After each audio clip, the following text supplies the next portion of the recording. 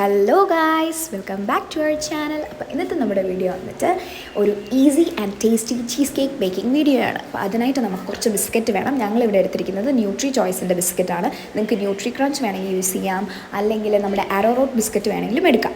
എന്നിട്ട് നമ്മൾ അതിനെ നല്ല ഫൈനായിട്ട് പൊടിച്ചെടുക്കണം. ലംസ് ഒന്നും കാണാൻ പാടില്ല. നല്ല തരിതരിയായിട്ട് പൊടിച്ചെടുക്കണം, മണൽ പോലെ പൊടിച്ചെടുക്കണം കേട്ടോ. എന്നിട്ട് അതിന് നമ്മൾ ഒരു പാത്രത്തിലിട്ട് നമുക്ക് മാറ്റി വെച്ചേരെ. പിന്നെ നമ്മൾ കുറച്ച് പാലൊരു പാത്രത്തിലോട്ട് എടുത്തിട്ട് നമ്മളിപ്പോൾ ഉണ്ടാക്കാൻ പോകുന്ന സാധനത്തിൻ്റെ പേരാണ് ക്രീം ചീസ്. അപ്പോൾ അതിലേക്ക് നിങ്ങൾക്ക് ലെമൺ ജ്യൂസ് ആഡ് ചെയ്യാം, or you can add vinegar. അപ്പോൾ ഞങ്ങളിവിടെ എടുത്തിരിക്കുന്ന വിനെഗറായിരുന്നു, കാരണം നമ്മുടെ വീട്ടിലൊന്ന് നാരങ്ങ ഇല്ലായിരുന്നു. എന്നിട്ട് നമ്മൾ വിനെഗർ ഒഴിച്ച് അപ്പം അത് കുറച്ച് നേരം ഒന്ന് തിളപ്പിക്കണം. ഒരു തിള വരുന്ന സമയത്ത് തന്നെ ക്രീം ചീസ് നമുക്ക് ഫോം ആയി ചെയ്യുന്നത് കാണാം. ഈ മിശ്രിതത്തിൻ്റെ പേരാണ് ക്രീം ചീസ്.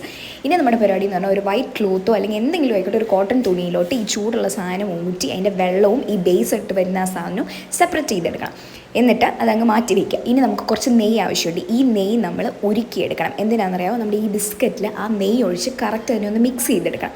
അപ്പോഴാണ് നമുക്ക് ഈ ബിസ്ക്കറ്റിൻ്റെ മിശ്രിതത്തെ നമ്മുടെ ബേസ് ആക്കി എടുക്കാൻ പറ്റത്തുള്ളൂ. ഓക്കെ, ഇനി നമ്മൾ കുറച്ച് ഫ്രഷ് ക്രീം എടുത്ത് അത് മിക്സിയുടെ ജാറിലേക്ക് ഊറ്റണം. എന്നിട്ട് നമ്മളവിടെ എടുത്ത് വെച്ചിരിക്കുന്ന നമ്മുടെ ക്രീം ചീസ് ഇതിലേക്ക് ആഡ് ചെയ്യണം. ക്രീം ചീസ് ഇല്ലാത്തവർക്ക് പനീർ വേണമെങ്കിലും ആഡ് ചെയ്യാം. പിന്നെ നിങ്ങൾക്ക് ഷുഗർ ഇതിലേക്ക് ആഡ് ചെയ്യുന്ന സമയത്ത് ഒരു കാര്യം ശ്രദ്ധിക്കുക, നിങ്ങൾക്ക് വേണ്ടത്ര ഷുഗറാണ് ആഡ് ചെയ്യുന്നത്. അതുകൊണ്ടാണ് നമ്മൾ ഈ അളവൊന്നും പറഞ്ഞു തരാത്ത കേട്ടോ. എന്നിട്ട് ഇത്രയും കൂടി ഇട്ടിട്ട് നല്ല രീതിയിൽ അടിച്ചങ്ങ് എടുക്കണം. അപ്പം നിങ്ങൾക്ക് കാണാം, ഞങ്ങൾ ആ ബിസ്ക്കറ്റിൻ്റെ ബേസ് സെറ്റ് ചെയ്ത് കുറച്ച് നേരം ഫ്രിഡ്ജിൽ വെക്കുന്നുണ്ട്. ഒരു 5 to 10 minutes വെച്ചിട്ട് അതിനെ ഞങ്ങൾ വെളിയിലോട്ട് എടുത്തു. എന്നിട്ട് നമ്മൾ അടിച്ച് വെച്ചിട്ട് നമ്മുടെ ഈ ക്രീം ഉണ്ടല്ലോ, ഈ ക്രീം ഇനി അതിൻ്റെ പുറത്തോട്ട് ഒഴിച്ച് ഏകദേശം ഒരു 3 to 4 hours റെഫ്രിജറേറ്ററിൽ നന്നായിട്ട് റെസ്റ്റ് ചെയ്യാൻ വെക്കണം.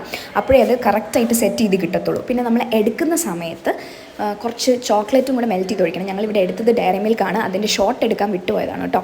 പിന്നെ എല്ലാവർക്കും ഇത് ഇഷ്ടപ്പെട്ടു. കഴിച്ച് നോക്കിയപ്പം അവിടെ എല്ലാവർക്കും ഇഷ്ടപ്പെട്ടു, ആർക്കും ഇഷ്ടപ്പെടാത്തില്ല. പൊതുവേ ഞങ്ങളുടെ കൂട്ടത്തിൽ മധുരം ഇഷ്ടമില്ലാത്തവരുണ്ട്, അവർക്കും ഇത് ഇഷ്ടപ്പെട്ടു. അപ്പോൾ ഇതൊരു മസ്റ്റ് ട്രൈ സാധനമാണ്, അധികം പണിയൊന്നുമില്ല.